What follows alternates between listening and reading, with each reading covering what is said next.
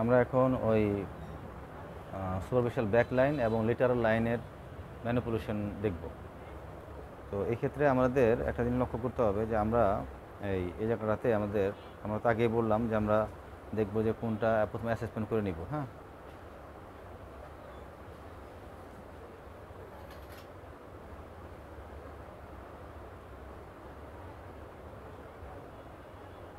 যেমন এখানে নিচে নিচে আমরা রেস্ট্রিকশন পেলাম। হ্যাঁ, এটা আমরা অ্যাসেসমেন্ট করে নিব। নেওয়ার পর আমরা যেটা করব যে এই অক্সিপুটে আমরা নেকে আমরা কী করব, আমরা টুইস্ট করবো এরকম। জুম করবো। আমরা কী করবো, আমরা এইটা ধরে এই অক্সিপুটে এই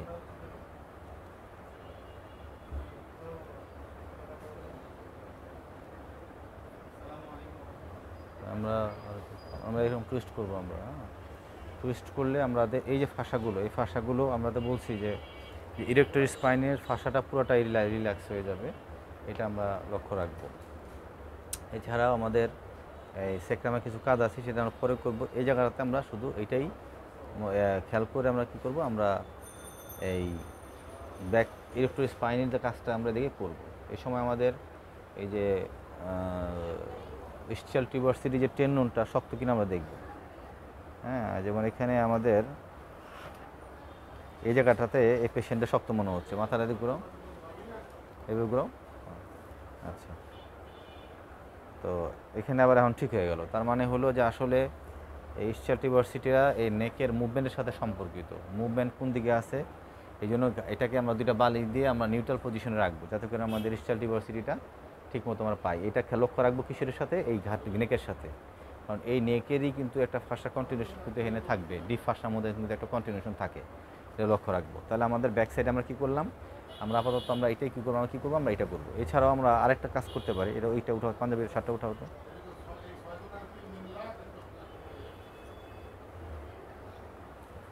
আরেকটা আমরা যেটা করতে পারি, আমরা যে এই ফাঁসাগুলো, এই যেমন এই যে এর একটু এটা যদি আমাদের যেহেতু দুই সাইডে সমস্যা আছে, আমরা এটা কী করবো, আমরা এরকম করে ডিলিট করবো।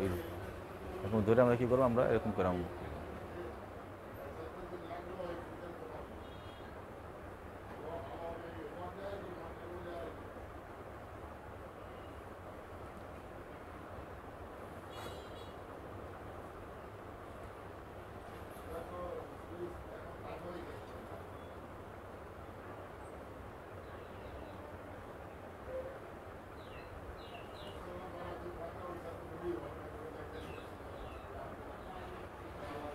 এটা করে আমরা ফ্রি করবো। হ্যাঁ, এবার ঠিক আছে। লেটারাল লাইনের, হ্যাঁ, আমরা তো ব্যাক লাইন দেখলাম। লেটারাল লাইনে আমরা তো জানি যে পেনিয়াস ব্রেভিস, পেনিয়াস লঙ্গাস, আইটি, গ্লুটেস ম্যাক্সিমাস, তারপরে আমাদের এক্সটার্নাল ইন্টারনাল অবলিক, হ্যাঁ, আর তারপরে আমাদের এক্সটার্নাল ইন্টারকোস্টাল মাসেল, তারপরে আমাদের স্টার্নোক্লেডোমাস্টয়েড মাসেল।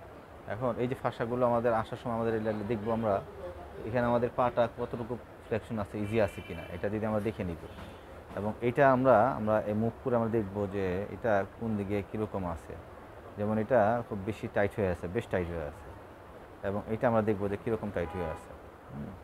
তাহলে আমরা এখানে এই জায়গাটাতে আমরা কী করবো, আমরা এই জায়গাটাতে আমরা ট্যাপিং করবো। এরকম ম্যানিপুলেশন করার জন্য আমরা কী করবো, জায়গাটাতে ট্যাপিং করবো।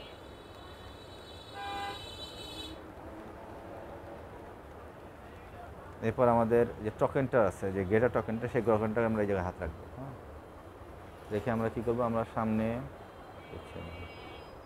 সামনে পিছনে, উপরে নিচে, উপরে নিচে, উপরে নিচে, সামনে পিছনে, সামনে পিছনে, সামনে পিছনে, উপরে নিচে, উপরে নিচে, সামনে পিছনে, সামনে পিছনে, উপরে নিচে, উপরে নিচে, সামনে পিছনে, সামনে পিছনে। হ্যাঁ, এটা আমরা বেশ কিছুক্ষণ করে নিব। তাহলে আমাদের এই ফাঁসাটা যখন এটা এই জায়গায় মুখ কাজ করার পর অনেক জায়গায় ক্লিয়ার হয়ে যাবে।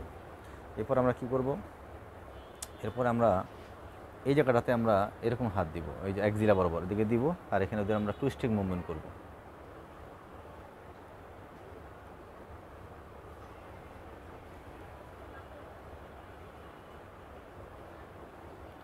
দর্শক লক্ষ্য করতে হবে। এখানে আমাদের গুরুত্বপূর্ণ বিষয় হচ্ছে টুইস্টিং। আমি এটা যেমন দিকে দিচ্ছি তখন তো আমি এটা দিকে দিচ্ছি।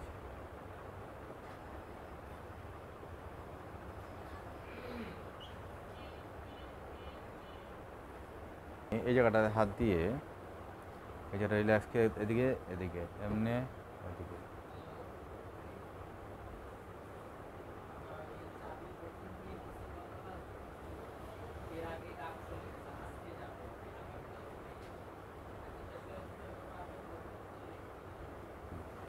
এরপরে এই কাজগুলি করে আমরা এই যে তার অ্যাবডোমিনাল মাসেলটা আছে আর এদিকে আমাদের পিঠের যে যে ফ্লাঙ্ক আছে, ফ্লাঙ্ক বলতে আমাদের এখানে আমাদের যেই লাম্বার রিজনে যে কিডনি যেখানে থাকে সেটাকে ফ্লাঙ্ক বলে। ফ্লাঙ্কটা আর এদিকে আমার অ্যাবডোমিনালটাকে দিয়ে আমরা পুশ করে আপর দিকে উঠাবো।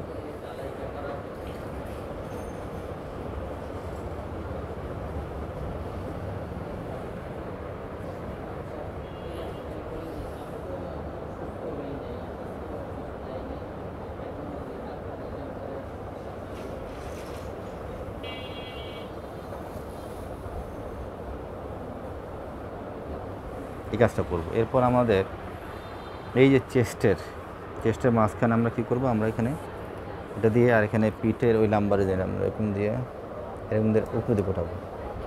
এটা দিয়ে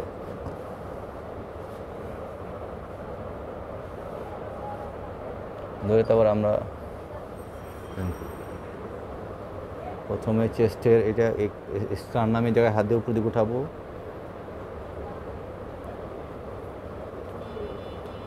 6 সেকেন্ড ধরার পর আমরা কি করব, আমরা মুভমেন্ট করে দেবো,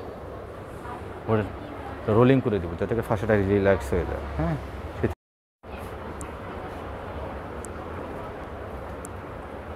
আমরা কী করবো, আমরা এদিকে নিবো আর টানবো।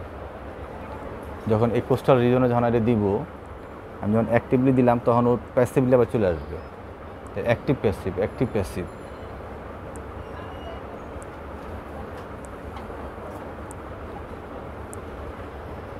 আচ্ছা, এই কাজগুলো কেন করব? ওই যে বললাম আমরা যে লেটারাল লাইনে আমাদের ছিল কি এক্সটার্নাল ইন্টারকোস্টাল, ইন্টারনাল ইন্টারকোস্টাল ফাঁসা মাসেলের ফাঁসা আমাদের জড়িত ছিল। অথবা এগুলি ফ্রি করতে চাইলে এই কাজগুলি করতে হবে। একেবারে প্রথমে আমাদের অ্যাসেসমেন্ট করে কোন ফাঁসাটার সমস্যা সেটাকে আমরা দেখতে হবে, কোন জায়গাটা রেস্ট্রিকশন আছে ওইটা কাজ করে নিতে হবে।